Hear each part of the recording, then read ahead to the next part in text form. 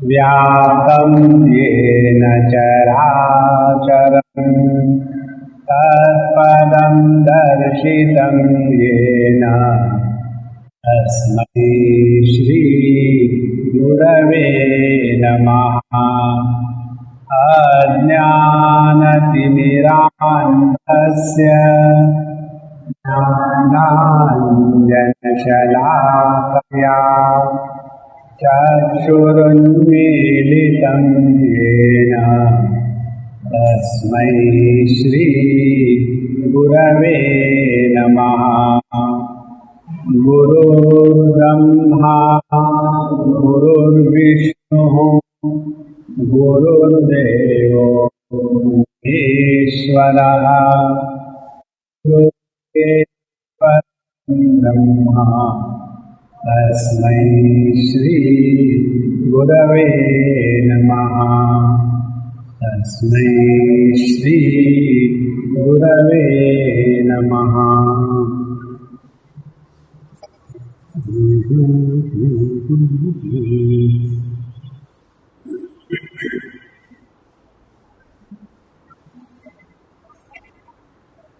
तत्व का प्रतिपादन होने के पश्चात तत्व की उपलब्धि का स्थान बताना यह गुरु का या आचार्य का एक धर्म हो जाता है, और इसीलिए उस तत्व को बताने के लिए फिर केवल तत्व को लखा जाता है। The truth is only pointed. अब सवाल ये है कि वो तत्व कहाँ मिलता है, और यह पूर्ण रूप से सब्जेक्टिव होने के कारण इसको किस प्रकार का है ये नहीं बता सकते। तो उसका उपलब्धि स्थान बताते हैं। तस्य उपलब्धिं वक्ष्यामि यतः प्राप्नोति तत्पदम्। इस त्रिपुरा रहस्य में एक बहुत बढ़िया बात जो हमको अच्छी लगती है वो ये है कि पत्नी गुरु है और पति शिष्य है।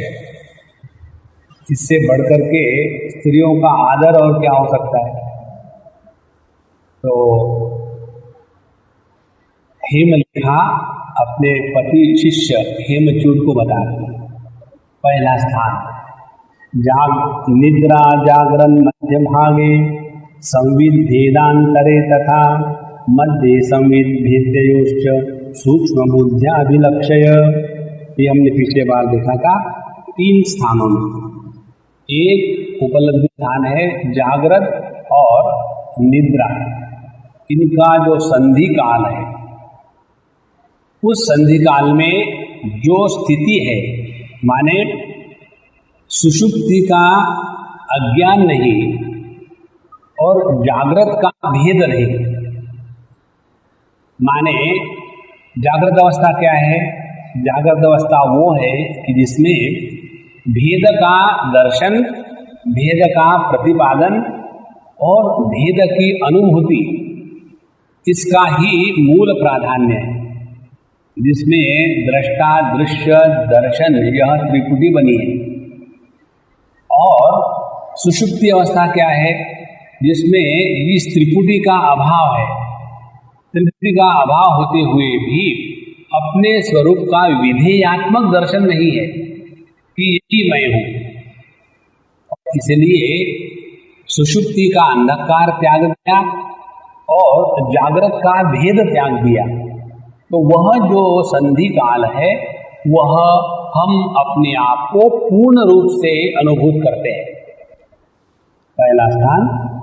और दूसरी, जब हमारा चित्त एक विषय का त्याग करके दूसरे विषय में अभी लीन नहीं हुआ, एक विषय का त्याग कर दिया, तो हमारा जो मन है वह मन निराधार और निर्विकार हो गया। वृत्ति के आधार के लिए विषय की आवश्यकता होती है। विषय के सिवा वृत्ति नहीं बन सकती। तो इस विषय का त्याग कर दिया लेकिन दूसरे विषय का ग्रहण नहीं किया तो वहाँ जो स्थिति है वहाँ हम रहे। अब तीसरी बात कहते हैं कि दो वृत्तियों के बीच में एक वृत्ति का उत्थान हुआ, उसके बाद वो वृत्ति शांत हो गई, लेकिन दूसरी वृत्ति प्रारंभ नहीं हुई, तो वहाँ हम अपने स्वरूप में स्थित रहते हैं। तो ये तीन उपलब्धि स्थान बताए, जागृत और निद्रा का संधिकाल, एक विषय का त्याग करके दूसरे विषय के स्वीकार के मध्य में जो हम अपने आप के अस्तित्व को अनुभूत करते हैं वह, और तीसरा वृत्तियों के बीच में। ये तीन स्थानों में तत्व की उपलब्धि है। अच्छा, आगे कहते हैं कि एतत् पदम निजम रूपम यत् प्राप्य न विमुह्यति एतद् अज्ञानमात्रेण प्रवृत्तम जगदीदृशम। एतत् निज पदम रूपम यत् प्राप्य न विमोह्यसि।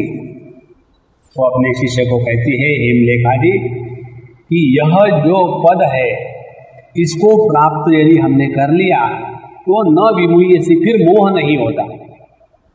मोह नहीं होना माने क्या? मोह नहीं होना माने एक, किसी भी चीज को लेकर के मन में प्रश्न नहीं उठना। अब देखो, कभी हमारे मन में मोह है और मोह नहीं है, इन दोनों स्थितियों का विश्लेषण करें। हमको ये मोह हो सकता है कि मैंने चंदन लगाया कि नहीं लगाया, कई बार भूल जाते हैं। लेकिन ये मोह कभी नहीं होता कि मेरे होठों के ऊपर में नाक है कि नहीं, पता नहीं मैं निकला तो था, नाक को लाया कि नहीं। हाँ, माने जिस वस्तु को लेकर के किसी भी प्रकार के विकल्प संदेह नहीं होते, ऐसे विकल्प संदेह रहित ज्ञान को ही स्वात्मानुभूति कहते हैं। जैसे हम अपने स्थूल देह को, हमको इसके बारे में भी कोई संदेह नहीं, तो क्या मैं स्थूल देह हूँ, यह स्वात्मानुभूति है? नहीं।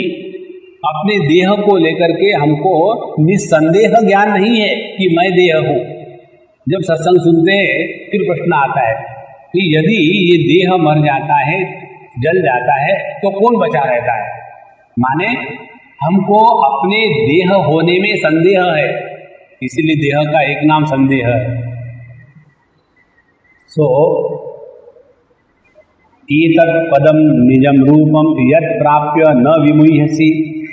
तो जीवन का जो मोह और मोह के द्वारा जो प्रवृत्ति, इन दोनों का अभाव, और एतत् अज्ञान मात्रेण प्रवृत्तम जगत ईदृशम।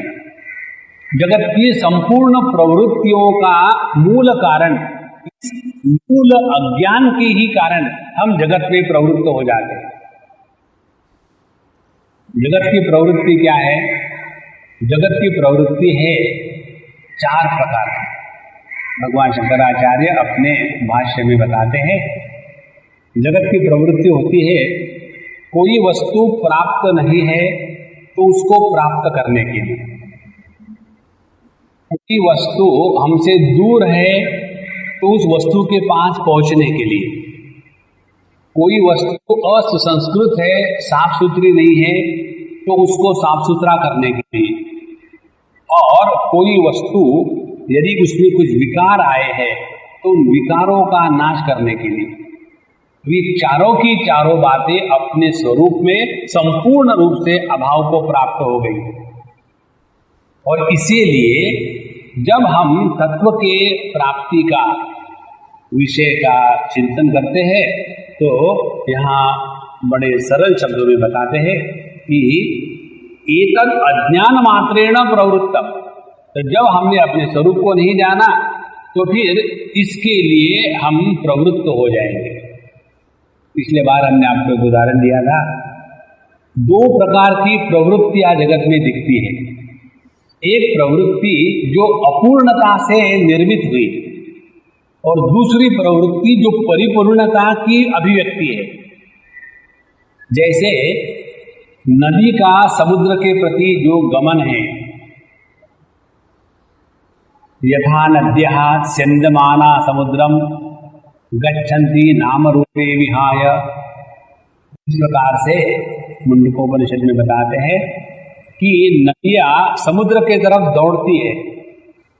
इसलिए दौड़ती है कुछ प्राप्त करने के लिए नहीं, अपने नाम रूप का त्याग करने के लिए दौड़ती है। यदि उस नदी को बतावे कि देखो समुद्र के पास मत जाना, वहां जाओगे ना तो बिल्कुल खत्म हो जाओगी, और फिर भी वो नदी वहां दौड़ती है। इसी प्रकार से हमारी जितनी प्रवृत्तियां हैं वो प्रवृत्तियां अपने नाम रूप को मिटाने के लिए है, ये न जान करके हम अपने नाम रूप को और दृढ़ करते हैं। यही है अज्ञान की महिमा। इसीलिए कैवल्योपनिषद कहती है कि त्यागे नहीं के अमृतत्व मानस। जितना हम अपने जीवन में इस त्याग के महत्व को समझेंगे उतना आगे बढ़ेंगे। एक तो हो गई ये प्रवृत्ति, अपने अपूर्णता को मिटाने के लिए पूर्णता की ओर दौड़ना। दूसरी प्रवृत्ति है अपने परिपूर्णता की अभिव्यक्ति के लिए। जैसे समुद्र भी पानी को उबालता है, उखाड़ता है, और चारों तरफ बहुत जोर जोर से लहरें आ रही है, जा रही है। तो समुद्रों की इन लहरों से समुद्र को कहीं पहुंचना नहीं है। तो दोनों जगह पानी की गति है, नदी में भी पानी की गति दिखती है और समुद्र में भी पानी की गति दिखती है, लेकिन दो गतियों में मूल भेद ये है कि नदी के जो पानी की गति है वो अपूर्णता को मिटाने का प्रयत्न है, और समुद्र के पानी की जो गति है वो परिपूर्णता की अभिव्यक्ति का उल्लास है, प्रयत्न नहीं है, स्वाभाविक है। इसलिए एतद् अज्ञान मात्रेण प्रवृत्तम जगत ईदृशम, और जो व्यक्ति जगत में अज्ञान के द्वारा प्रवृत्त होगा उसका एकमात्र लक्षण है वो भयानक दुखी होगा। जब कई बार लोगों से मिलते हैं, यही हमारा प्रोफेशन है, तो एक क्षण के लिए आंखों को देख लो तो तुरंत पता चलता है कि क्या स्थिति है, और उसके बाद अपने को बचाओ। महत्व की बात है, उनको लेवल नहीं करना है, अपने को बचाना है।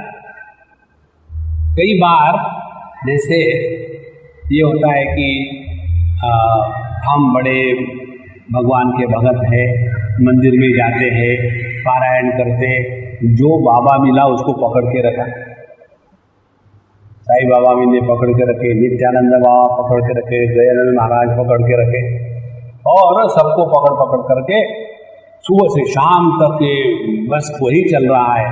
लेकिन मन के अंदर में दुख, मिजरी, फ्रस्ट्रेशन, डिमांड, एक्सपेक्टेशन इतना है कि उसके कारण जब जगत में देखते हैं तो उसमें स्पष्ट दिखता है कि अंदर से आनंद अभिव्यक्त नहीं हो रहा है, अंदर से दुख का पस निकल रहा है।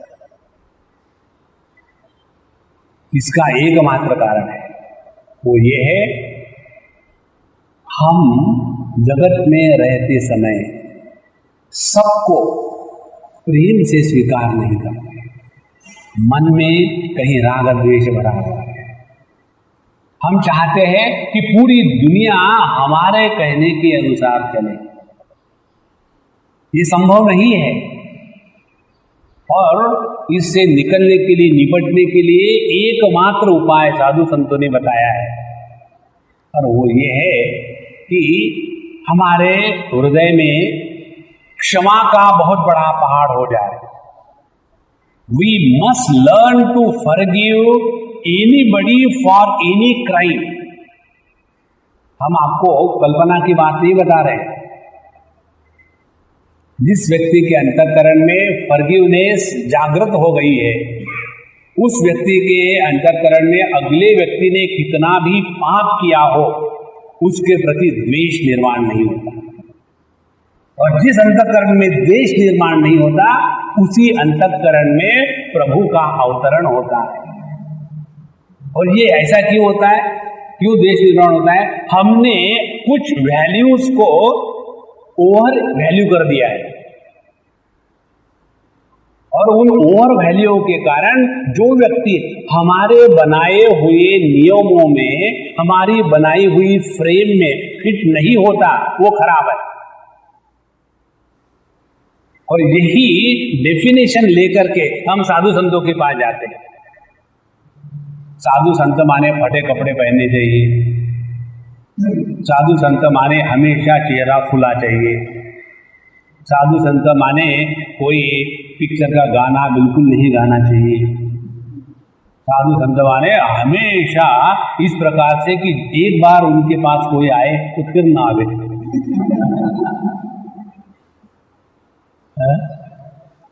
और ये हम लोगों ने कुछ न कुछ विचित्र परिभाषाएं बना के रखी है, और उन परिभाषाओं को लेकर के फिर हम जगत में घूमते हैं, और फिर हर एक के प्रति राग द्वेष बहुत बढ़ता है। इसीलिए बहुत बड़ी साधना ये है कि जगत के सामने दर्पण के जैसे जावे, सबको प्रतिबिंबित करे, लेकिन किसी का भी प्रभाव या किसी का भी चित्र अपने हृदय पर न आने देवे। फिर देखो, जो व्यक्ति हम इस दृष्टि से देखते हैं वो व्यक्ति हमेशा के लिए खराब नहीं होता। समझो एक आध बार किसी व्यक्ति ने गलत कार्य कर लिया तो क्या समाप्त हो गया सब कुछ? कोई भी व्यक्ति इटर्नली हमेशा के लिए बुरा नहीं रहता। यही बात हमारे भगवान पंचम अध्याय में कहते हैं, शक्नोति हैव यस्सोढुं प्राप्त शरीर विमोक्षणात् काम क्रोधोद्भवं वेगम स मुक्तः सुखी नरः। एक आध बार व्यक्ति काम क्रोध के आवेश में आकर के कुछ अच्छी बुरी बात कर लेता है, तो क्या उतना ही लेकर के पूरी जिंदगी भर तक मैं तुम्हारा मुंह नहीं देखूंगा, तो ठीक है फिर हम आपको टांग दिखाएंगे, मुंह नहीं देखेंगे। इसलिए यह जो आध्यात्मिक जीवन है इसका यहाँ सौंदर्य बताते हैं। एतद् अज्ञान मात्रेण प्रवृत्तम जगदीदृशम। अच्छा, अब इस तत्व की और सुंदरता बताते हैं। नात्र रूपम रसो वापि न गंध स्पर्श शब्दकम न दुखम न सुखम वातु न ग्राह्यम ग्राहकंचन। यहाँ किसी भी प्रकार के त्रिपुटी का व्यवहार संपूर्ण रूप से अभाव को प्राप्त हो गया है। कोई भी त्रिपुटी का चक्कर नहीं। तो अत्र रूप रस गंध शब्द स्पर्श न। दूसरी बात, अत्र दुखम न। तीसरी बात, सुखम वा नतु, उसका भी अभाव है। ग्राह्य, कुछ हमको प्राप्त करना नहीं, और ग्राहकम, कोई प्राप्त करने वाला नहीं। देखो, अब यह जो स्थिति है जिसमें भोक्ता भोग्य, कर्ता कर्म, ज्ञाता ज्ञेय या ज्ञान, इन सभी प्रकार के त्रिपुटियों का संपूर्ण रूप से अभाव हो गया है, वह स्वाभाविक अपना जो स्वरूप है उसमें हमको रहना है। उसमें रहना है मैंने उसमें हम है ही, कुछ करना नहीं है। जब सब करना बंद कर दोगे तब प्रभु के पास बैठे। अच्छा बताओ उसके लिए क्या करना है? फिर करना शुरू। इसीलिए जब तक ये मेडिटेशन करते हैं ना, तब तक ये मेडिटेशन होता नहीं। जैसे हमको हिंदी सिनेमा का गाना बहुत याद आता है कि प्यार किया नहीं जाता। जहां जहां प्यार करते हैं वहां प्रेम में पड़ते हैं। मराठी भाषा, they fall in love, they don't rise in love, क्योंकि वहां कर्तृत्वाभिमान है। और जहां कर्तृत्वाभिमान के कारण प्रेम है, वहां अनेक प्रकार की अपेक्षाएं हैं। अब देखो, शिष्य का गुरु के प्रति प्रेम और एक लड़के का एक लड़की के प्रति प्रेम, इन दो प्रेमों में क्या फर्क है? जो लड़का लड़की का प्रेम है वह गौण प्रेम है। गौण माने गुणों के कारण। यह संस्कृत भाषा की सुंदरता है। जो गुणों के कारण निर्माण हुआ प्रेम है वो गौण है। लड़की दिखने को सुंदर थी, या उसकी आवाज अच्छी थी, या उसमें कुछ ऐसी चीज थी जो उस लड़के को अच्छी लगी, उसके कारण प्रेम किया। अब वो जो गुणों के कारण जो चीज होती है, गुण हमेशा विकार को प्राप्त होते हैं, और यदि वो विकार के कारण जिस गुणों की प्रधानता से उस लड़के ने प्रेम किया है, वह गुण यदि नष्ट हो गया तो प्रेम नष्ट हो गया। और जो शिष्य का गुरु के प्रति प्रेम होता है वह गुणों को लेकर के नहीं होता, वो होता है गुरु के महात्म्य को जान करके। कोई भी ये नहीं कहता कि I want very smart kind of Guru, no. तो जो प्रेम महात्म्य ज्ञान से प्रेरित होता है, उस प्रेम में कभी भी अधपतन नहीं होता। और यहां जो स्वरूप है अपना, इसमें किसी भी प्रकार के गुणों का व्यापार, कोई प्राप्तव्य, कुछ दातव्य, इन सब का संपूर्ण रूप से अभाव। नात्र रूपम रसोवापि न गंध स्पर्श शब्दकम न दुखम न सुखम वातु न ग्राह्यम ग्राहकम च न। अब हमको एक ऐसा पता चले कि हम आध्यात्मिक साधक हैं या हमारी प्रगति हो रही है, बहुत सिंपल उसके है। जैसे हम लोग डॉक्टर के पास जाते हैं तो पहले वो हम लोगों की पर्स देखता है कि कितने पैसे हैं, वो कहते हैं पल्स, होती है पर्स, तो देखने के बाद और फिर बाकी की बात होती। उसी प्रकार से यदि हम आध्यात्मिक प्रगति कर रहे हैं तो कैसा पता चले, एक ही उसका लक्षण है, वो न दुखम, दुखी मत रहो बाबा, चाहे कुछ भी करो। अभी मुझे कल परसों कहीं था, मैं कितने बजे पूछा, Swami ji I want to give you something, what should I give? I said give me a smiling face, don't become miserable even if somebody puts a screwdriver in your armpit, smile, that is all, that is all. इससे और बढ़कर कुछ नहीं है। इस जगत में बहुत दुख है और प्रत्येक व्यक्ति दुख में सेल्फ सफिशिएंट है। हम लोगों को और दुख बांटने की कोई आवश्यकता नहीं। जैसे कोई व्यक्ति संगीत सीख रहा हो तो उसकी अपने गुरु के प्रति सबसे श्रेष्ठ गुरु दक्षिणा कौन सी होगी? कि उन्होंने जो राग ताल सूर बताए हैं उनका वैसा ही निकालना, असुर नहीं होना, बेताल नहीं होना, द्वेष के साथ नहीं रहना, राग ही रहने देना। यदि ये हुआ तब तो कहीं जाकर के वह उस संगीत विशारद का एक अच्छा शिष्य है। और हम साधु संतों के पास जाते हैं और उनकी स्थिति क्या है? आनंदाचे डोही आनंद तरंग। और ये महात्मा जी बताओ आपको क्या दूं, आपको क्या दूं? देना कुछ मत, सुखी रहना, दुखी मत होना। यही एक प्रैक्टिस करो आप, फिर उसके बाद सिनेमा देखो, you will not go to hell. उसके बाद टीवी देखो, you will not go to hell. उसके बाद जो मर्जी है खाओ, दुखी मत होना, एक ही साधन। इसको लेकर के हम यदि चले तो आप देखेंगे सब साधना अपने आप हो जाएगी। क्योंकि भगवान कहते हैं मम वर्तमानुवर्तन्ते मनुष्या पार्थ सर्वशः। हम सभी के सभी उस आनंद के प्राप्ति के लिए तड़प रहे हैं, और उस आनंद के प्राप्ति में जितने दुखी हो रहे हैं उसका कोई मर्यादा नहीं। दुखी हो ही जा रहे। क्या हो रहा है? जब से मैंने स्पिरिचुअलिटी शुरू की तब से घर में बड़े झगड़े शुरू हो गए। एक अम्मा मुझे मिलने के लिए आई थी, बम्बई की, ऑड टाइम पर आई, तो मैंने बोला कि अच्छा जल्दी जल्दी बोलो, मुझे नींद आ रही।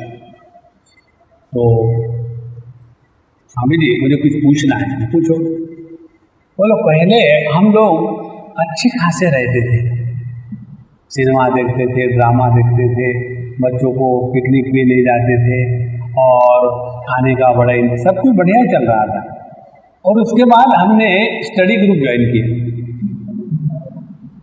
और स्टडी ग्रुप ज्वाइन होने के बाद हम दोनों को उसमें बहुत इंटरेस्ट है, लेकिन उसके बाद हम हर चीज को लेकर के आर्ग्यूमेंट करते हैं, हर चीज को लेकर के।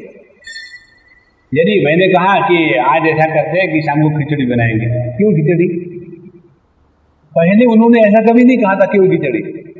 मैं ये कहती थी कि खिचड़ी में बहुत बढ़िया, बहुत दिनों से नहीं खाई, बनाओ, तुरंत मान जाते थे। और अब ये स्थिति आ गई, हर चीज के पीछे व्हाई एंड हाउ। ऐसे ये आपके स्टडी क्लास की देन है। देखो, ज्यादा आर्ग्यूमेंट लॉजिक से जीवन नहीं चलता। Life is not a matter of logic, it is not a matter of fact, it is a matter of love. और जहां प्रेम होता है वहां सब प्रकार के राग द्वेष और अनेक प्रकार के लॉजिकल डिडक्शन सब समाप्त हो जाते हैं। जो माँ बाप अपने बच्चों को बड़े करते हैं वो लॉजिक से नहीं बड़े करते, वो प्रेम से बड़े करते हैं।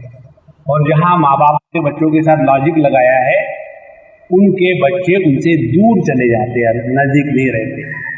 जिस पति पत्नी में प्रेम नहीं होता, म्यूचुअल ट्रस्ट नहीं होता, केवल लॉजिक होता है कि logic is when she comes exactly at this time then everything is fine.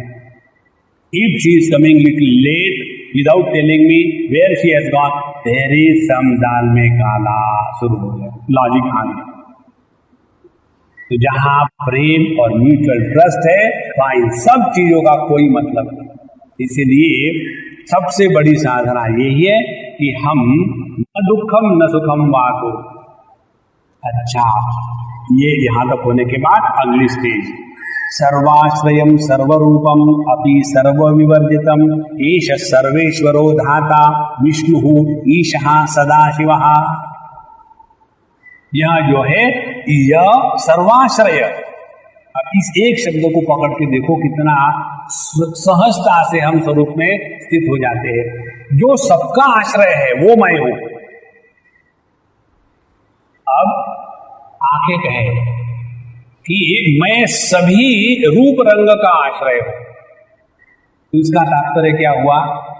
रूप रंग कैसा भी रहे, रंग लाल पीला हरा नीला रहे, रूप सुंदर कुरूप, छोटा मोटा, नाटा चौड़ा, लंबा टेढ़ा, किसी भी प्रकार का रूप रहे और किसी भी प्रकार का रंग रहे, इन सभी रूप रंगों को प्रकाशित करने वाला जो आंख है, वह आंख इनके द्वारा प्रभावित नहीं होता, उसको कहते सर्वाश्रय। तो सर्वाश्रय जो प्रकाशित करता है लेकिन प्रभावित नहीं होता, वह तत्व। अब पकड़ो इसको। हमारे कान सभी प्रकार के शब्द का श्रवण करते हैं, चाहे वेदांत का श्रवण हो, चाहे सिनेमा के गानों का श्रवण हो, चाहे अपनी तारीफ हो, चाहे हमको गालियां दी जा रही हो, सबका श्रवण करती है, लेकिन किसी भी शब्द में नहीं फंसती। उसी प्रकार से मन को पकड़ लो, हमारे मन में सभी प्रकार की वृत्तियों का आवागमन है। अच्छे विचार आते हैं, बुरे विचार आते हैं, लेकिन उन अच्छे बुरे विचारों के कारण हमारे मन पर कोई प्रभाव नहीं है।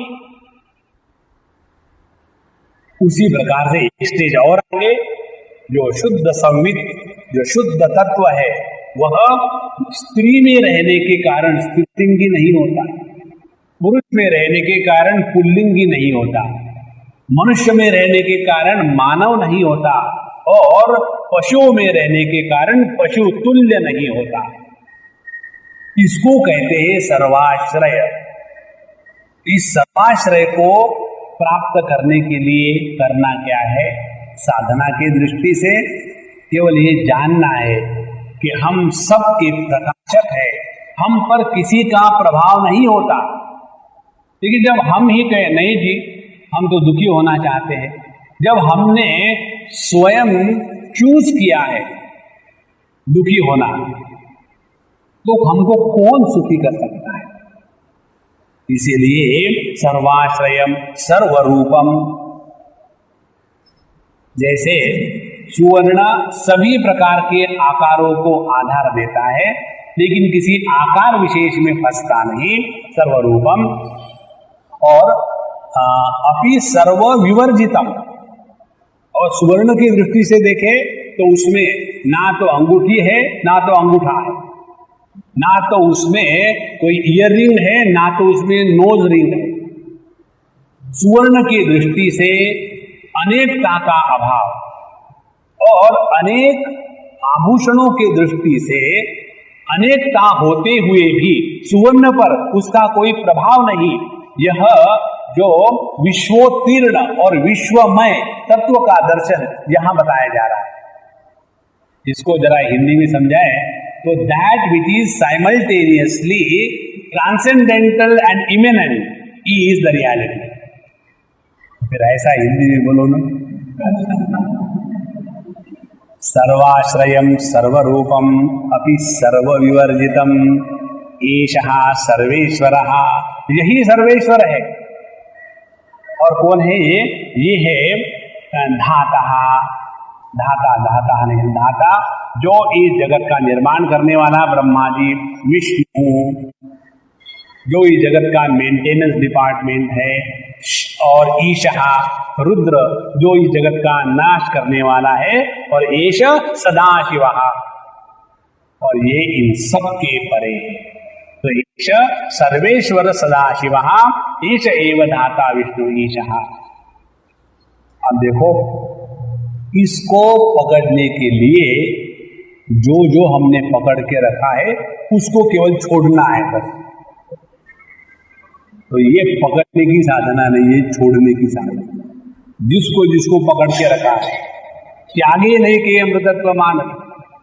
पहले हमने अपने जीवन में राग द्वेष को पकड़ के रखा है,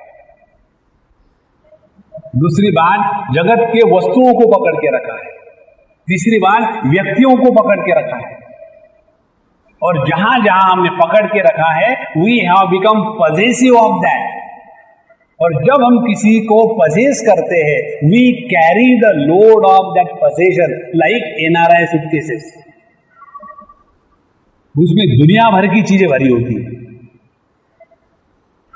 और यदि हम अपने जीवन में ये अभ्यास करें, जिसको जिसको पकड़ा है छोड़ो छोड़ो, त्यागे नहीं कि अमृतत्व मानसो, नेति नेति इति वाक्यतः न इति नॉट दिस नॉट दिस। तो पश्येत् अंतःसरुध्यं स्वात्मानं स्वात्मना सता त्यक्त्वा बहिः प्रसरताम् अंतःप्रसरणोद्यतः। नाउ दिस टीचर हेमलेखा एक स्टेप और ले जाती है अपने शिष्य को, स्वात्मानम समृद्ध।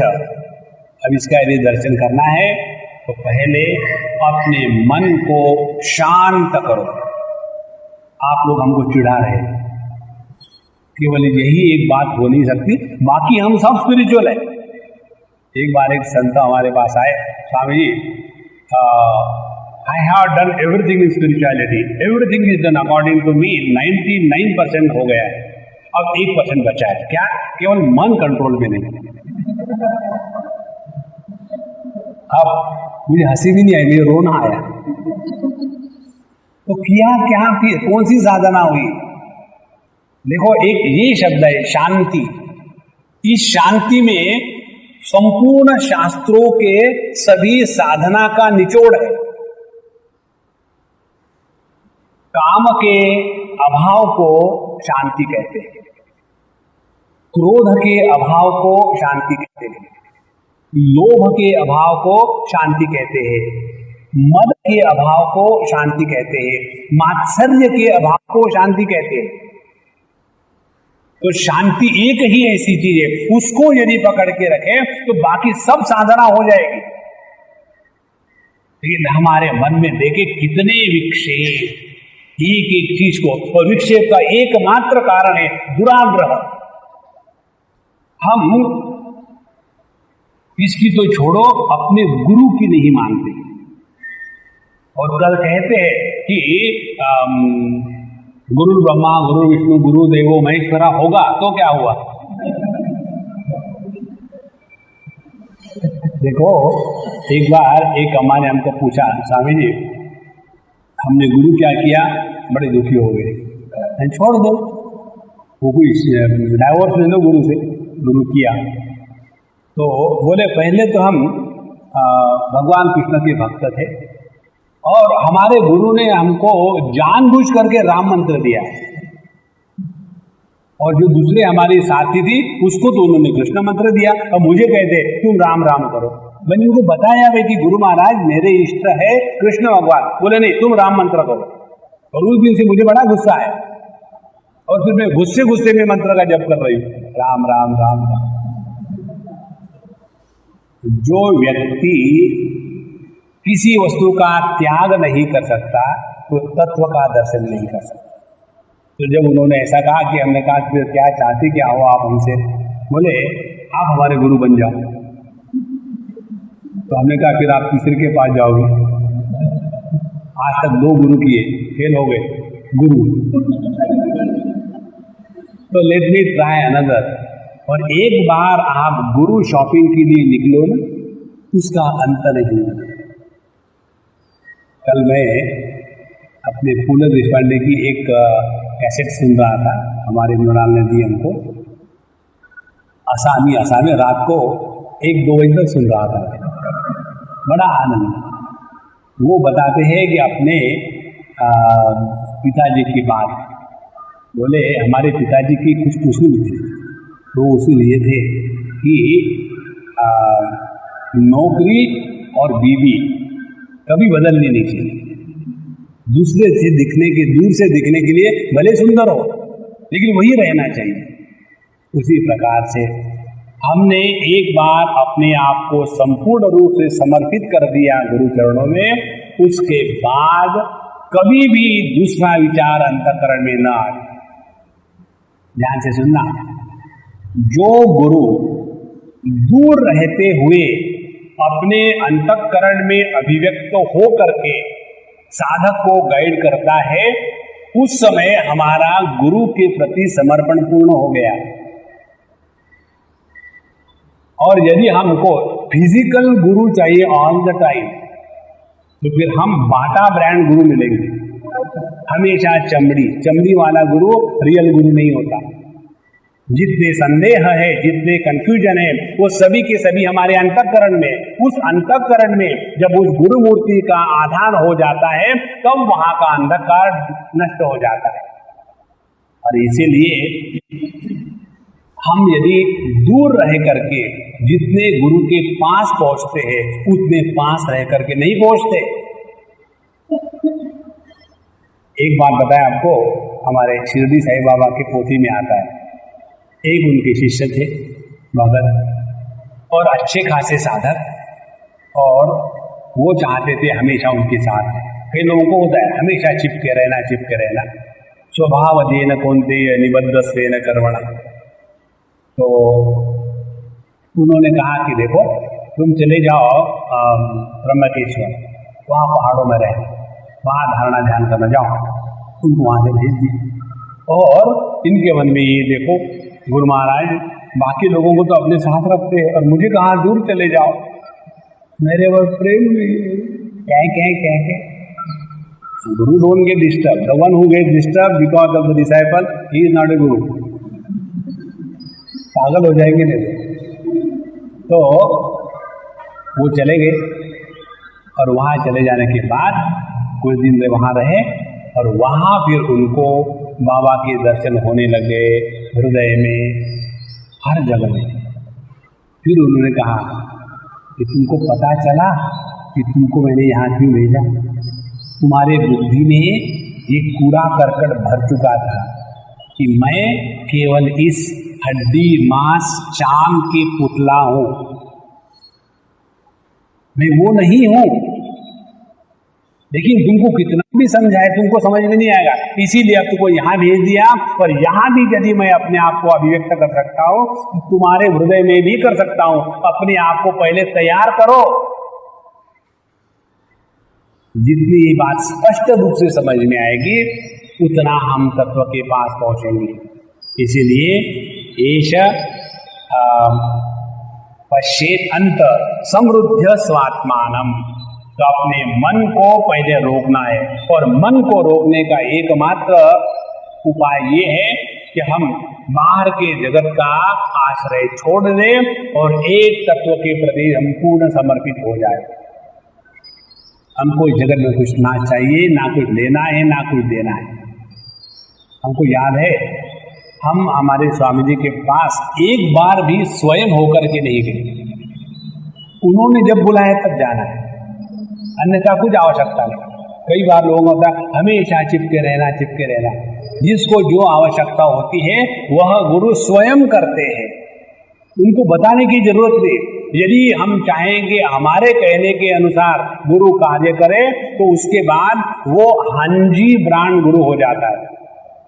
और जो गुरु अपने शिष्य की, भक्त की हर बात मानता है, समझ लेना उनमें दुरावा आ गया, उनमें नजदीक बना नहीं। तो पश्चेत समृद्ध स्वात्मानम, अपने मन को संपूर्ण रूप से निरोध करके स्वात्मना सता पश्चेत, अपने ही मन के द्वारा अपने सत्य स्वरूप को देखे। ऐसे त्यक्त्वा बहि प्रसरता, बाहर की जो प्रवृत्ति है उसको अब रोक लो, बहुत हो गया। जिस दिन ये होगा अपने जीवन में कि अब हम बाहर के जगत से अब काफी रूप से उपरत हो गए, अब ना तो हमको कहीं जाना है, ना तो कुछ करना है, ना तो कुछ प्राप्तव्य है, ना तो जीना है, ना तो मरना है। Let the life be lived thereafter. जितना ये भाव स्वाभाविक होता जाएगा उतना हम अपने स्वरूप में स्थित होने के लिए क्वालिफाइड हो रहे हैं। इसीलिए त्यक्त्वा बहि प्रसरता, और उसके बाद अंतः प्रसरण उद्यतः, और फिर अपने आप को अंदर झाँको। इसको भगवान शंकराचार्य के शब्द में कहे तो वो कहते हैं निराधारा निर्विकारा सादशा सोन्मणि स्मृता। जब हमारा मन निराधार हो जाता है, निराधार होना माने बाहर के जगत के किसी भी वस्तु व्यक्ति को हमारे मन में प्रवेश नहीं है। किसी भी व्यक्ति विशेष को, वस्तु विशेष को, परिस्थिति विशेष को, काल विशेष को हमारे अंतःकरण में प्रवेश नहीं है। तो क्या हो गया, अब मन को आकार धारण करने के लिए कोई आधार नहीं है। जैसे समझो ये जो बेडशीट यहां डाली हुई है ये फ्लैट है, और इसके नीचे समझो कोई पत्थर रख दिया तो क्या होगा, वहां एक ऐसा आकार बन जाएगा, और जहां वो पत्थर निकाल दिया फिर उसकी ओरिजिनल स्थिति आ गई। उसी प्रकार से वह अंतःकरण, वह मन जिसमें किसी भी वस्तु विशेष का इत्यादि प्रवेश नहीं होता, उस समय वह मन निराधार हो गया। और वस्तु का मन में प्रवेश कैसे होता है, वस्तु नहीं घुसती, थैंक गॉड। नहीं तो मैं आप सबको देख रहा हूं, आप कुछ भी घुस जाते तो फट गया मैं यार। तो क्या है, केवल किसी भी, ध्यान से सुनना, ये बहुत ही सूक्ष्म विचार है, सुनने के बाद भी स्वीकार नहीं होगा। वस्तु का हृदय में प्रवेश माने किसी भी वस्तु को अनात्म रूप से ग्रहण करना। Again I repeat it in शुद्ध Hindi, entry of any object in our mind is recognition of that object as not I. उसको कहते हैं अंतःकरण में विषयों का प्रवेश। देखो अब उदाहरण से समझ लो इसको। हमारे मन में अपने कान के बारे में कितने विचार आते हैं? कारण क्या कि उस कान को हमने अनात्म रूप से स्वीकार नहीं किया। ऐसा नहीं कि वो कान है, इस काम को भान जरूर है। तो भान होते हुए भी उसको जब हम अपने से भिन्न रूप में स्वीकार नहीं करते, तो वह वस्तु होते हुए भी वहां अंतःकरण मन निर्माण नहीं हुआ। तो निराधारा पहली बात एक, और दूसरी बात निर्विकारा। फिर उस मन में उस वस्तु को लेकर के किसी भी प्रकार के विकार उत्पन्न नहीं होंगे। वस्तु को लेकर के निम्न विकार उत्पन्न होते हैं। एक, यह वस्तु सुंदर है या सुंदर नहीं है। दो, ये वस्तु वांछनीय है अथवा वांछनीय नहीं है। तीन, यह वस्तु आवश्यक है अथवा अनावश्यक है। चार, इस वस्तु में सुख भरा हुआ है, इस वस्तु में दुख भरा हुआ है। पांच, ये वस्तु मुझे मिले तो ही मैं सुखी, ये वस्तु मेरे से दूर चली जाए तो ही मैं सुखी। दोनों विचार करें, ऑल द ड्यूअलिटीज।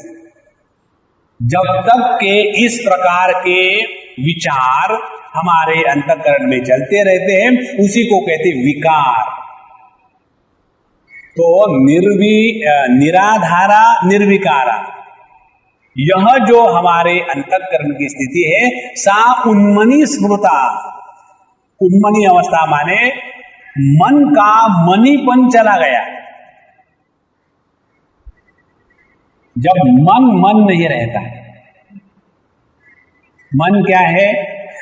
चेतना का अहम इदम रूप से जो पोलराइजेशन है, अलग अलग होना, उसको मन कहते हैं। तो ये मन का उन्मनी अवस्था माने वो मन होने से बचा है। तो जहां अहम इदम का भेद हमेशा के लिए समाप्त हो गया है, उस ज्ञान में निष्ठा प्राप्त करके इस जगत में रहना, उसको कहते हैं उन्मनी अवस्था। फिर उस अवस्था में जाकर के भगवान कृष्ण के शब्द क्या है थोड़ा थोड़ा समझ में आ जाता है। जब भगवान कहते हैं न मे द्वेषोस्ति न प्रियः, क्योंकि द्वेष और प्रेम ये दोनों भी संभव तब है जब हम किसी को अपने से अनात्म रूप से भिन्न रूप से स्वीकार करते हैं, तब, नहीं अन्यथा।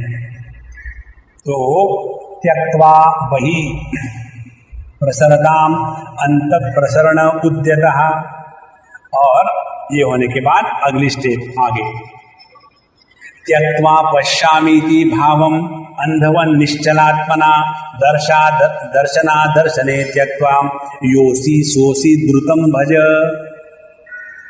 दूसरी स्टेज होगी, तीसरी स्टेज, आखिरी स्टेज, त्यक्त्वा पश्यामी इति भावम। तीसरी स्टेज ये है कि मैं सब कुछ जान रहा हूं, मैं सब कुछ देख रहा हूं। तो सब कुछ जान रहा हूं, देख रहा हूं, दृष्टा। उसके बाद इस मन में जो अनेक अच्छे बुरे विचार आ रहे हैं, उनका साक्षी मैं हूं। साक्षी मैं हूं, यह पहले भावना होती है, इसीलिए उसको कहते हैं साक्षी भाव। तो ये साक्षी भाव कब तक करते रहोगे? इसीलिए साक्षी भावम।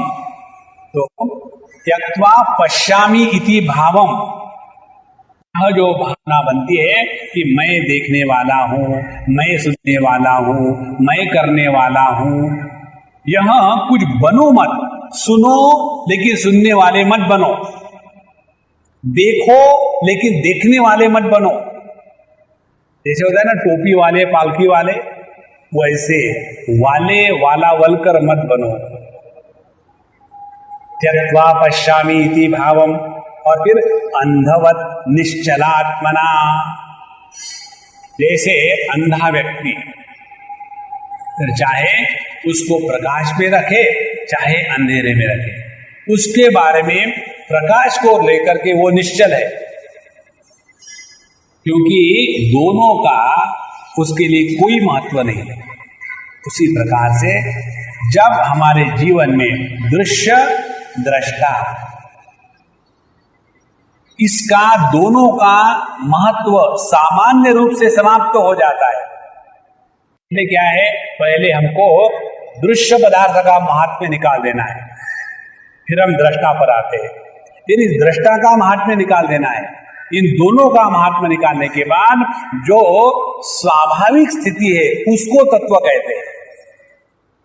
इसीलिए त्यक्त्वा पश्यामि इति भावम अंधवत निश्चलात्मना, उसके बाद दर्शन अदर्शने त्यक्त्वा, बी वेरी अटेंटिव, दर्शन अदर्शने त्यक्त्वा, मैं देख रहा हूं या मैं नहीं देख रहा हूं, इन दोनों का त्याग करें। इसको वेदांत की भाषा में कहेंगे फल व्याप्ति मत होने दे। पिछले बार हमने आपको समझाया था, एक तो होती है वृत्ति व्याप्ति, दूसरी होती है फल व्याप्ति। वृत्ति व्याप्ति है यह पुस्तक है, ये वृत्ति व्याप्ति है, और मैं जानता हूं कि ये पुस्तक है, तो इस ज्ञान का जो ओनर पैदा हुआ, इस ज्ञान को स्वीकार करने वाला जो ज्ञानी जी तैयार हुए, वो ज्ञानी जी जो है वो है फल व्याप्ति। यहां कहते हैं दर्श अदर्शने त्यक्त्वा, ना तो देखो ना तो ना देखो। इसको पंचदशीकार कहते हैं उदासीन वदासीनम असक्तम देशु कर्मसु। प्रत्येक के जीवन के प्रत्येक अनुभूतियों के केवल 3 प्रकार हो सकते हैं। एक, सुख का अनुभव लेने के बाद सुखी व्यक्तिमत्व, दुख का अनुभव लेने के बाद दुखी व्यक्तिमत्व, और तीसरा जो व्यक्तिमत्व है, चाहे सुख आवे सुखी ना बने, दुख आवे दुखी ना बने, ये जब बनावटीपना खत्म हो जाता है तो जो हम है वो रहते हैं, और उसी को कहते हैं उदासीन। उदासीन माने फ्रस्ट्रेटेड नहीं, क्या है, उदासीन हो गए, वो उदासीनता नहीं है। उदासीन माने उत आसीन, rise above all the experiences good and bad. So दर्शना दर्शने त्यक्त्वा योसी, उसके बाद जो तुम हो सोसी, वही तुम हो। ये लगता है पंजाबी हो गई, तुसी योसी सोसी असी की फर्क पैदा। दर्शना दर्शने त्यक्त्वा योसी सोसी द्रुतम भज, और इसमें अपने आप को लगा दो, यही सब कुछ साधना करती है। और इत्युक्तः प्रियया हेम चूड आलक्ष्य तत्पदम चिरम विश्रांतिमालभ्य बहिः विस्मरणं ययो इति उक्तः प्रियया। इस प्रकार से अपनी प्रिया पत्नी गुरु हेमलेखा, इसके द्वारा बताया जाने के बाद यह जो हेमचूड था तत्पदम आलक्ष्य, उसको ये तुरंत ग्रहण हो गया। आहा, समझ में आ गया, now I understood what is what. और उसके बाद चिरम विश्रांतिम आलभ्य, वो चिर विश्रांति, अप्रतिम शांति, प्रशांति को प्राप्त हो गया। और वही ही विस्मरणम ययौ, उसके बाद अंतर बहिर, यह जो भेद का ज्ञान है, यह भेद ज्ञान उसके जीवन से समाप्त हो गया और वो उसी में स्थित हो गया। यहाँ 9वां अध्याय पूरा हो गया। अब इसके बाद हमको ऐसा लगेगा कि अब तो ये ग्रंथ खत्म होना चाहिए, जो शिष्य है उसको तो परमात्मा की प्राप्ति हो गई। और यही गलती हेमचूड ने भी की थी, इसीलिए इस ग्रंथों में पढ़ने में बड़ा आनंद आता है। कहते हैं अथा पश्यत हेमलेखा प्रियं प्राप्त परस्थितिं न चालयत परपदात् ततः सोऽपि मुहूर्ततः प्रबुद्ध उन्मील्य नेत्रे सः अपश्यत् स प्रियं जगत् भूयस्तत्पद विश्रांतिं इह मानो अतिवेगतः। कुछ समय तक जब हेमलेखा ने देखा कि अपना जो प्रिय है, पति है, वो उस स्थिति में एकदम शांत हो गया है, तो उन्होंने उसको डिस्टर्ब नहीं किया। तो प्राप्तम परस्थितिम न चालयत पर पदार्थ, स्वयं होकर कुछ डिस्टर्ब नहीं किया, वो भी बैठे रहे। तथा उसके बाद क्या हुआ, सहा अपि मुहूर्ततः प्रबुद्ध उन्मील्य नेत्रे, फिर कुछ समय के बाद उसने स्वयं उस स्थिति से हट करके अपनी जो आंखें बंद थी उसको आंखों को खोल दिया, प्रबुद्ध। फिर वो इस भान पर आ गया, जगत के आंखें खोली और सहा अपश्यत प्रियम जगत, फिर उसने देखा अपनी पत्नी साथ में बैठी हुई है और ये जगत जो का त्यों जैसा का वैसा है। और फिर उसने अपनी आंखें बंद कर ली और अतिवेगतः, और फिर माने वो अपने उस स्वरूप के प्रति दौड़ के भाग रहा है। विश्रांति इहम desiring the bliss of total withdrawal, तो वो फिर अतिवेगतः उसमें जाने के लिए नेत्रे निमिलयत, फिर उन्होंने अपने आंखों को बंद कर लिया। उस समय फिर पत्नी ने उसको कहा, नेत्रे निमिलयत यावत अब्रवीत तावदेव सा प्रियम हस्ते समादाय सुधा सुंदर भाषिणी। जब फिर उन्होंने अपने आंखें बंद करके फिर मेडिटेशन में जाने लगे तो हेमलेखा ने उसका हाथ पकड़ा और हिला करके कहा कि जी तुसी की कर रहे हो, मेडिटेशन कर रहे हो, कोई सुन लेगा तो हंसेगा, इसको मेडिटेशन नहीं कहते। देखो कुछ भी पकड़ने को नहीं देंगे आपको। हमारे संत ज्ञानेश्वर का सौंदर्य यही है, अमृतानुभव में वो जिसको जिसको आपने पकड़ के रखा है उसको खींच लिया है। सच्चिदानंद हटाओ, बड़े आए सच्चिदानंद रहने वाले, एक एक चीज का उन्होंने निकाल दिया हाथ से। तो प्रियम हस्ते समादाय सुधा सुंदर भाषिणी, जो अत्यंत अमृत तुल्य मीठे बोल बोलने वाली है, उन्होंने अपने पति का हाथ पकड़ा और कहा, नाथ किम ते व्यवसितम ब्रूहि नेत्र निमीलनान उन्मिलनाद्वा किम स्याते लाभा लाभो समीरय। मुझे ये बताओ, ये तुम क्या शुरू कर दिए हो? आंख बंद करके बैठे, फिर थोड़ी देर के आंख खोले, फिर आंख बंद करके बैठे, ये धंधा कहाँ से सीखे? आंखों को बंद करना, आंखों को खोलना, इसी कुछ हुआ है? You can imagine the frustration he must have reached. उसको लगा होगा कि आप मेरे गुरु महाराज कहेंगे, शाबाश बेटा शाबाश, इसी को कहते हैं मेडिटेशन, वो है। और उन्होंने इसी को कहते मोह मुद्गर, उसको बहुत कहा कि तुम्हारी आंखें बंद करने से तुमको क्या मिलता है, जो आंखें खोलने से खो जाता है। बताओ, देखो कैसे सुंदर शब्द है। जो वस्तु आंखें बंद करने से मिलती है और आंखों को खोलने से खो जाती है, वो तत्व नहीं है, वो तत्व का भूत है। देखो कैसी मजे की बात है। इसलिए इसमें बड़ा आनंद है। आंखों को बंद करने की जरूरत नहीं, खोलने की जरूरत नहीं। तो क्या करें, एक आंख बंद करें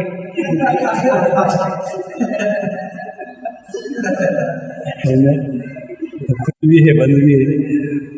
तो नाथ किंते व्यवसितम ब्रूहि नेत्रे निमीलनान उन्मीलनाद्वा किम स्याते लाभा लाभो समीरय। क्या तुमको मिलता है आंखें बंद करके बैठे?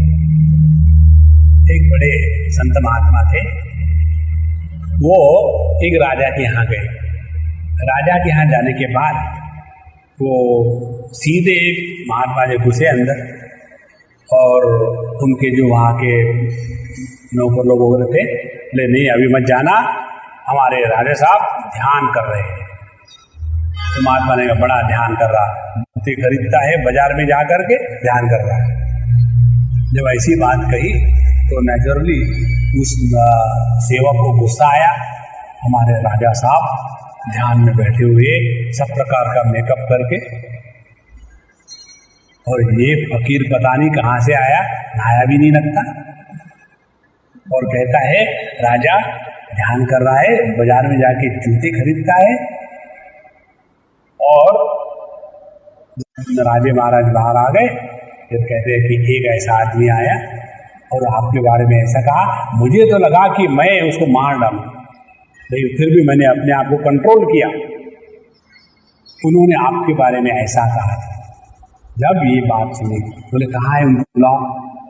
और जब वो आए तब ये राजा महाराज उनके चरणों पर एकदम लीन हो गए। बोले भगवान आपने ही मुझे ठीक से समझाया।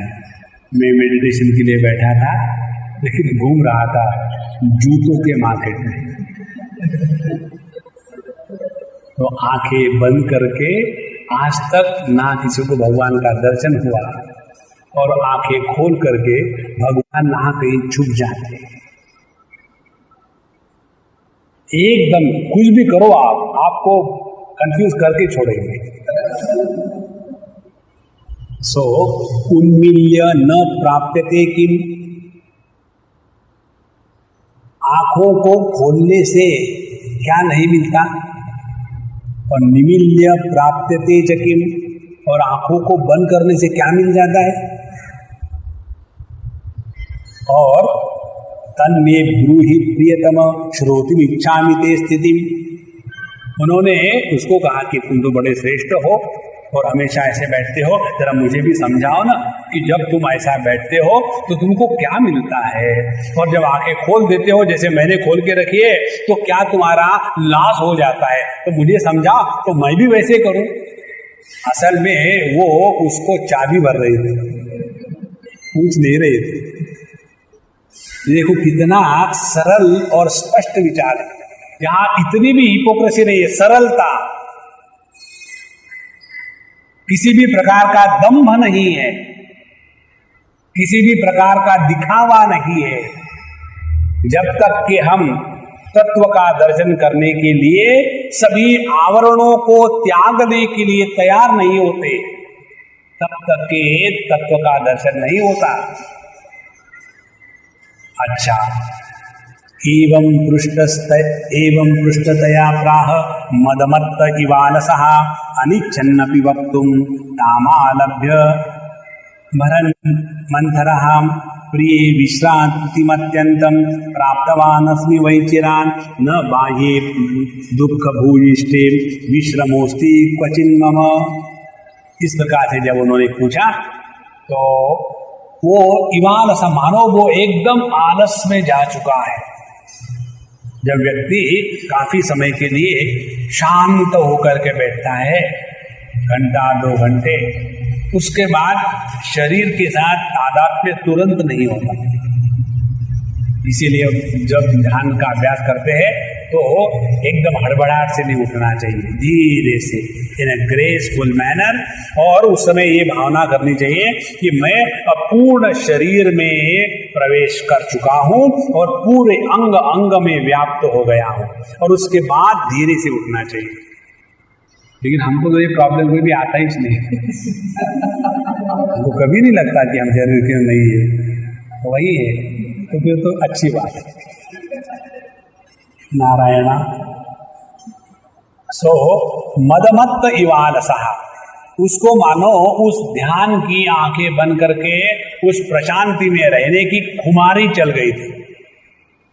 और अनिच्छन अभिवक्तुम, असल में वो बोलना नहीं चाहता था। अनिच्छन अभिवक्तुम ताम आलस्य भर मंतरः, और फिर भी उसके प्रति, पत्नी के प्रति बड़े आलस से भर करके धीरे धीरे कुछ ना कुछ बोलना है।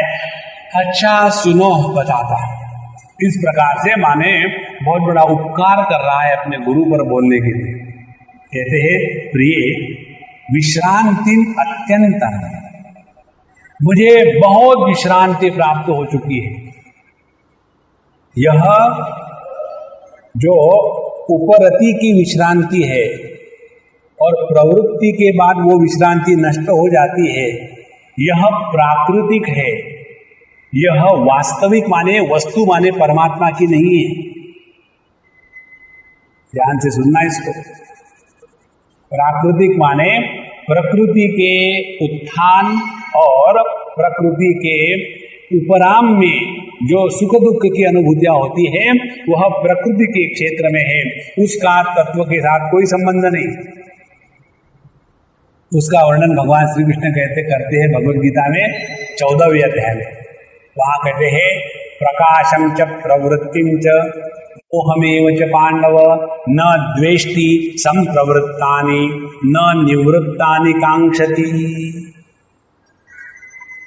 चाहे प्रकाश सत्व गुण का प्रभाव हो, प्रवृत्तिम च चाहे रजोगुण का प्रभाव हो, या मोह चाहे तमोगुण का प्रभाव हो, न द्वेष्टि संप्रवृत्तानि, माने उसके जीवन में तमोगुण रजोगुण इनका प्राधान्य आ गया तो उसका द्वेष नहीं होता, और सत्वगुण में मेडिटेशन में बैठे तो अपने आप को कांग्रेचुलेशंस, कल के हिसाब से आज 3 सेकंड मेडिटेशन ज्यादा हुआ। न द्वेष्टि संप्रवृत्तानि न निवृत्तानि कांक्षति। जैसे देखो कई बार लोग ध्यानाभ्यास करते हैं ना, तो उनको यदि किसी कारण से उस पर्टिकुलर दिन ध्यानाभ्यास करने का मौका न मिला तो बहुत विक्षेप को प्राप्त हो जाते हैं। मेडिटेशन के टाइम पर ही लोग आ जाते हैं, पता नहीं उनको कैसे पता चलता है कि मैं मेडिटेशन कर रहा हूं। न्यूज़पेपर में तो दिया था आपने, meditation in progress, don't disturb. तो प्रिय विश्रांतिम अत्यंतम प्राप्तवान अस्मि वैचिरा, मुझे बहुत दिनों के बाद यह परम विश्रांति प्राप्त हो चुकी है, और न बाह्य दुख भूयिष्ठे विश्रमोस्ति क्वचिन मम।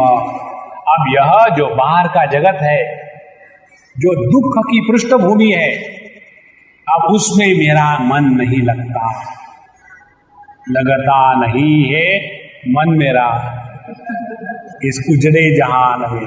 अब तो मैं अंदर में बैठ करके बोर हो रहा हूं, मेडिटेशन चल रहा। तो जब इस प्रकार से उन्होंने कहा तो वो आगे अपनी इस स्थिति का वर्णन पत्नी को समझाता है कि मैं तुमको बता रहा हूं, लेकिन पता नहीं तुमको समझ में आएगा कि नहीं, क्योंकि मैं जिस स्थिति में हूं इस स्थिति का कोई अनुभव तक नहीं कर सकता। बड़ा सुंदर उदाहरण देता है कि अलम रुजि शरोन्मंथ प्राय व्यवहृतिर्बहि दौर्भाग्या अंधः नाद्यः यावत् अविदम स्वात्म सत् सुखम। इन लोगों को क्या पता बाहर का जगत माने क्या है? चूसे हुए गन्ने का टुकड़ा, असली जो रस है वो तो अंदर है। और ये दुर्भाग्य है कि जगत के अज्ञानी लोग इस दुख के पृष्ठभूमि पर अपने जीवन को नष्ट कर रहे हैं, और मैं ही एक हूं जो इस सत सुख में, असली सुख में विहार कर रहा हूं। मुझे तो तरस आ रहा लोगों को, बड़ा मजा है प्रभु। सो यथा कश्चित अटन भिक्षा निधानम स्वम न वेद वै तथा हम स्वसुखाम बोधौ हम अविदित्वा पुनः पुनः। आगे कहते हैं कि जैसे कोई व्यक्ति अपने घर में बहुत सारा खजाना पड़ा हुआ है और उसको मालूम नहीं कि घर में खजाना है, तो अटन भिक्षा, तो बाहर जाकर के भिक्षा मांगते रहता है। उसी प्रकार से मैंने भी अपने जीवन में अपने इस अंदर के सुख को, ये बहुत बहुत भयानक गलती है, सुख अंदर है, बाहर क्या है फिर? जब तक ये अंदर बाहर का चक्कर दिमाग में है ना, तब तक कि हमने ये चमड़ी का पर्दा अभी खोला नहीं है, उसी में बैठे बैठे हुए। इसीलिए अंदर बड़ा सुख है और बाहर दुख है, इससे बढ़कर के अज्ञान की और कोई अभिव्यक्ति नहीं है। तो कहते हैं कि स्वसुखाम बोधिम अविदित्वा, मैं अपने अंदर के सुख को न जान करके बाहर के जगत में भटक रहा था, अब मुझे मेरे अंदर सुख मिला है। देखो भगवान की माया के कैसे खेल चलते हैं। इसीलिए फिर कभी कभी लगता है कि मुझे किसी ने बुलाया है, मेरे पास दर्शन देने के लिए कोई आए हैं, और भिन्न भिन्न प्रकार की उपलब्धियां हो रही है, अनेक प्रकार के दिव्य स्वर सुनने को आ रहे हैं और भिन्न भिन्न प्रकार के गंध आ रहे हैं और उसी में आदमी फंस जाता है। ये सब मन के खेल है, ये प्रकृति की लीला है, इसमें हमको नहीं फंसना है। ये न जान करके हम इसको इतना महत्व दे देते हैं और फिर चाहते हैं कि दूसरा व्यक्ति हमारे इस मन की कल्पना का अनुमोदन करे और हमको कहे हाँ हाँ तुम्हारी साधना बड़ी भयानक चल रही है। इस चक्कर में मत रहो, किसी भी अनुभूति को लेकर के प्रभावित नहीं होना है। सुख की अनुभूति हो तो भी प्रकाशक है, प्रभावित नहीं। दुख की अनुभूति हो तो भी उसके हम प्रकाशक है, उसके द्वारा प्रभावित नहीं। इसको बिल्कुल स्पष्टता से पकड़ रखें। तो तथा हम स्वसुखम बोधिम अविदित्वा पुनः पुनः सुखम वैषयिकम श्रेष्ठम दुख संघाभि संप्लुतम विद्युत विलयनम मत्वा स्थिरम तत्परवशता तत्परतावशात। ये न जान करके कि मैं ही स्वयं सब सुख का सागर हूं, मैं हमेशा बाहर के वैषयिक सुखों में जाता रहा और जो दुख के बड़े बड़े पहाड़ों के जैसा भरा हुआ है और ये जो मन है ये जगत के सुखों में जाता है। विद्युत विलयनम मत्वा, अब मैंने जान लिया है यह जो जगत का सुख है जैसे आकाश में बिजली कड़कती एक क्षण के लिए और चली गई, उसी प्रकार से ये बाहर का सुख है। अब उसके वश में मैंने बहुत रह लिया है, अब मैं इसमें नहीं रहने वाला हूँ। दुख ही अभिहितो नूनम विश्रांतिम न तु लब्धवान अहो जना दुख सुख विवेक ज्ञान वर्जिता।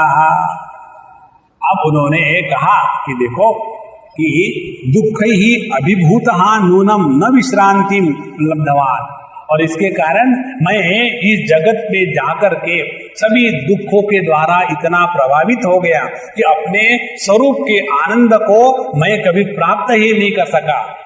और ये केवल मेरी बात नहीं, सब पब्लिक ऐसी है। इसीलिए कहते हैं अहो जना, देखो दुनिया कैसी है, दुख सुख विवेक ज्ञान वर्जिता। उनको ये समझ में नहीं आता कि सब आनंद अंदर है, बाहर नहीं है। इससे बढ़कर के और कौन सी गलती है? आनंद केवल अंदर है, बाहर नहीं है। ये जिनकी धारणा है वो अज्ञान की पराकाष्ठा पर पहुंच चुके। अच्छा, सुखार्थ संचिन्वन्ति मुधा सदा तदलम दुख भोगेन स्वयत्ना साधितेन वै। कहते हैं कि सुखार्थिना, जो सुख के इच्छुक है, प्राप्ति के लिए प्रयत्न करते, वे दुख के संग को एकत्र कर रहे अपने पास। जिस वस्तु को हमने पकड़ के रखा है वही वस्तु हमारे दुख का कारण बनती है। अपने जीवन में देखो, जिस वस्तु को हमने अपना करके पकड़ा है वही वस्तु हमको दुख देती है। इस जगत में जब हम किसी भी वस्तु को अपने देह से लेकर के सभी वस्तु को मेरी करके पकड़ो मत, फिर देखो चाहो तो भी दुखी नहीं हो सकते। कारण क्या है? मेरी कहने का अधिकार किसी और का था और उसने जगत को मेरी कह दिया है, और दूसरे को मेरी को हम अपनी मेरी कहे तो वहां तेरी मेरी शुरू हो जाएगी और उस तेरी मेरी को ही कहते हैं दुख। वह सप्तम अध्याय में कहते हैं भूतिरापो नलो वायु खम मनो बुद्धिरेव च अहंकार इति यम मेरी भिन्ना प्रकृति रष्टधा। ये भगवान की प्रकृति है, यह भगवान का जगत है। किसी दूसरे की वस्तु को अपनी कहना, इससे बढ़कर के और कौन सी चोरी हो सकती है? और इस चोरी के बदले में हमको यह दुख का जेल भरा हुआ है। अपने दुख का एकमात्र कारण है कि हमने किसी ना किसी को पकड़ के रखा। किसी को मत पकड़ो, फिर देखो सुषुप्ति में सुख का क्या कारण है? यही कारण है, सुषुप्ति में हमने सबका त्याग किया होता है,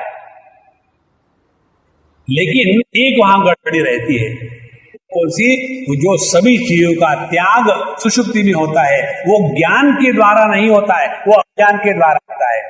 और जो वस्तु अज्ञान के द्वारा त्यागी जाती है उसका त्याग होने के बाद भी त्याग का सुख नहीं मिलता। देखो श्री कृष्णा, इसलिए सुखार्थिना दुख संगम संचिन्वंती मुधा सदा। सभी लोग खामोखाम सुख के लिए दुनिया में दुख इकट्ठा कर रहे हैं।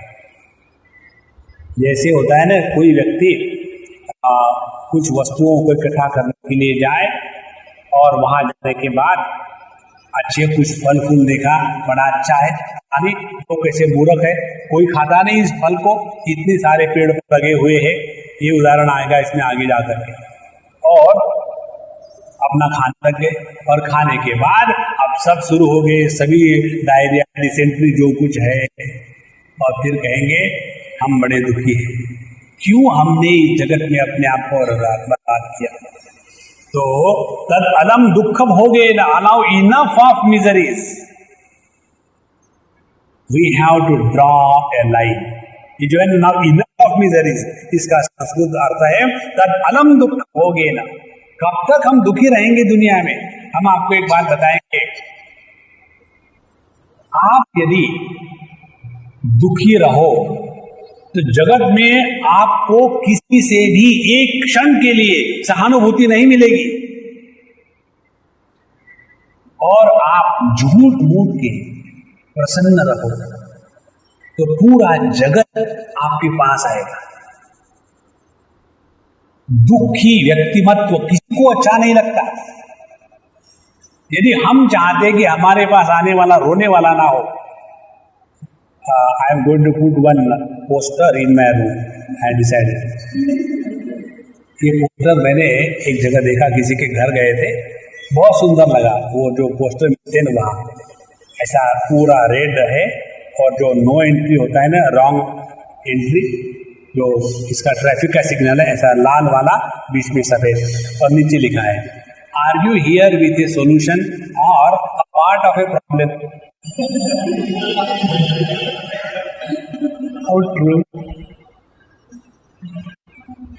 हमको याद है, there was a time when I used to think in this line कि किसी की समस्या है तो उसको मदद करना चाहिए, उसको बताना चाहिए, इससे बढ़कर के बेवकूफ़ी कोई नहीं। इस जगत में प्रत्येक व्यक्ति स्वयं के चाहने से दुखी है, तो उसको दुखी न रहने का हमारा क्या अधिकार है? तथास्तु, दुखी है ये करो और दुखी हो। No, you cannot make anybody happy in this world. When Bhagwan has failed, can you make anybody happy? Cannot be. Everybody has chosen to be miserable. तो कम से कम let us help them, provide facilities। तो जब हमने निर्णय ले लिया, उस दिन के बाद पूरा जगत का परसेप्शन ही डिफरेंट है। जब तक हमारे दिमाग में ये क्लियर रहता है ना कि हमारे कहने से दूसरे का भला होगा, तब तक के हम अपना भला करने के लिए नहीं निकले। तब तक हम पॉलिटिशियन हैं या तो समाज सेवक है, आध्यात्मिक साधक नहीं है। तो यहाँ ये महात्मा जी अपनी मेडिटेशन के आनंद को देख करके लोगों के प्रति तरस खा रहे हैं। ये अनुभूति के लक्षण नहीं होते। ध्यान से सुनना, जो व्यक्ति जगत के किसी भी घटना को लेकर के उसके ऊपर किसी भी प्रकार के रिएक्शन देता है, वह अभी इस जगत को सत्य मान करके उसी में एक व्यक्ति के रूप में फंसा हुआ है। जो गुरु काफी, और हमको लगता है यदि हम उनको मदद नहीं करेंगे तो कौन करेंगे? अभी तक आप ही नहीं मदद करेंगे। साधु संतों के जीवन की यही सुंदरता होती है, वो सबसे लेते हैं लेकिन उनमें हीन दीन भाव नहीं होता। कारण क्या है? गाली भी लेता है सबसे, उनमें हीन दीन भाव होता है। एक ही कारण क्या है कि काय कुणाचे खातो रे राम हमारा देखो, नो डाउट अबाउट इट। जब यह भाव हृदय में पूर्ण रूप से आ जाएगा, फिर इस जगत के दुखी लोगों को लेकर के दुखी होना, सुखियों को लेकर के सुखी होना, ये जो बच्चों का खेल है खत्म हो जाएगा। नहीं तो थोड़ा बहुत पढ़ ली इधर उधर में और फिर लोगों के उपदेशक बने, ये सबसे बड़ा विघ्न है आध्यात्मिक क्षेत्र में। थोड़ा बहुत 2-4 उपनिषद पढ़ लेते हैं, एक आध भगवद गीता, और उसके बाद 2-4 जगह लेक्चर दे दिया, किसी को कुछ बताया, उसको अच्छा लगा, बस इमीडिएटली गुरु महाराज, गुरु जय जय पर ब्रह्म सद्गुरु, बड़े गुरु बनने जाते हैं। और इसीलिए अपने आप को बचाना है, नहीं तो इसके जैसी स्थिति हो जाएगी। तो सुखार्थिनो दुख संगम संचिन्वंती मुधा सदाम तद अलम दुख होगे न स्वयत्ना साधिते न वही। और ये सभी के सभी दुख कैसे प्राप्त है? हमने प्रयत्न करके दुखों को इकट्ठा किया है। देखो, we have put forward sincere efforts to collect miseries and then we say I am miserable, तथास्तु, what else can be there. अच्छा, ये अपने अंदर के आनंद का अनुभव करने के बाद बाहर के दुख की अनुभूति करने वाले रियलाइज महात्मा अपने पत्नी रूपी गुरु को बता रहे हैं। आगे कहते हैं, प्रिय कृपाम मयि कुरु प्रार्थयामि कृतांजलि विश्रांतिम अभिवांछामि चिरम स्वस्मिन् सुखात्मने। हे प्रिय, अब मैं तुमको हाथ जोड़ के प्रणाम करता हूं, एक ही चीज में मांग रहा हूं तुमसे, अहम विश्रांतिम अभिवांछामि, मैं हमेशा के लिए यही विश्रांति को प्राप्त करना चाहता हूं, और स्वस्मिन् सुखात्मनि, जो अंदर है उसी को मैं चाहता हूं हमेशा के लिए। अब मुझे कुछ नहीं चाहिए बाहर का। ऐसी जब उन्होंने बात करी तो उस समय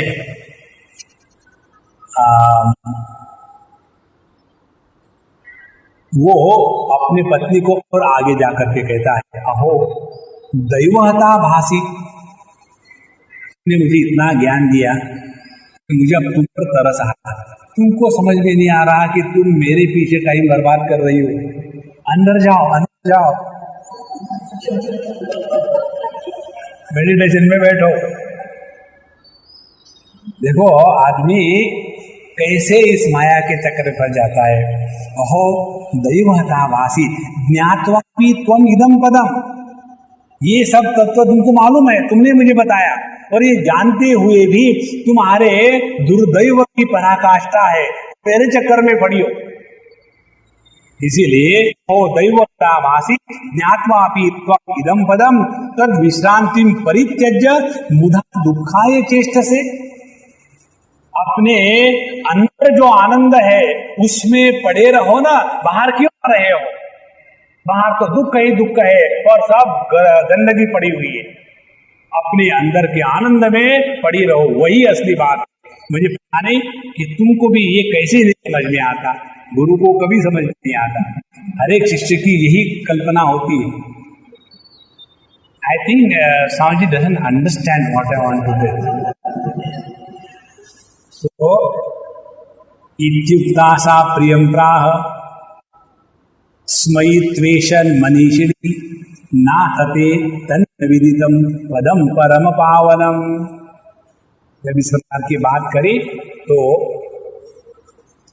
हमारी हेमलेखा जी कहती है, स्मयि त्वेषन्, उसके चेहरे पर बड़ी मंद मुस्कान आ गई। मुस्कान इसलिए आई कि अभी तुम उस परमात्मा के कहीं नजदीक नहीं हो, और तुमको किसने बताया कि तुम रियलाइज हो गए हो? इसलिए इत्युक्ता सा प्रियम प्राह, सा उस हेमलेखा ने अपने पत्नी को कहा, कौन थी वो? मनीष थी, और सबको जानती थी। कहती, नाथ, हे मेरे नाथ, ते तत्पदम न विदितम, तुमको अभी तो उस परमात्मा के बारे में एक कौड़ी भी मालूम नहीं है, और मुझे बता रहे हो कि उस अंदर के आनंद का त्याग करके हे हत दैवी क्यों बाहर आई हो। जब ऐसी बात उन्होंने अपने पति से सुनी होगी कि तुमको अभी तक एक छटाक भी रियलाइजेशन नहीं हुआ, तो कितनी जोर से धोबी पछाड़। और यही है सुंदरता। हम केवल कल्पना के साम्राज्य में रहते हैं।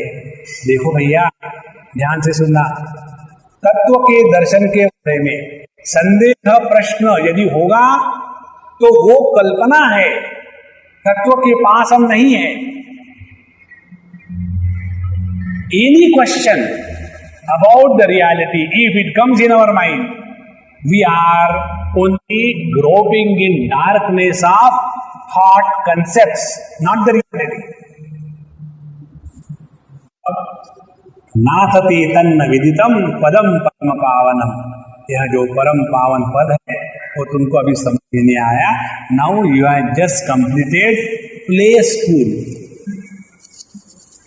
प्ले स्कूल होती है ना, घर में बच्चों को कैसे खेलना चाहिए ये सीखने के लिए स्कूल में भेजते हैं, और वहाँ भेजने के बाद जब बच्चे घर आते हैं तब मम्मी को सिखाते हैं, मम्मी ऐसा नहीं खेलते। From that time onward, the respect in the mind of the child about the mummy starts receding. Whatever mistakes, that alone is the truth. Sri Krishna, Sri Krishna, Sri Krishna, Sri Krishna. Om Purnamadah Purnamidam Purnat Purnamudachyate Purnasya Purnamadaya Purnamevavashishyate. Om Shanti Shanti Shanti. Hari Om. Shri Guru Namaha. Hari Om.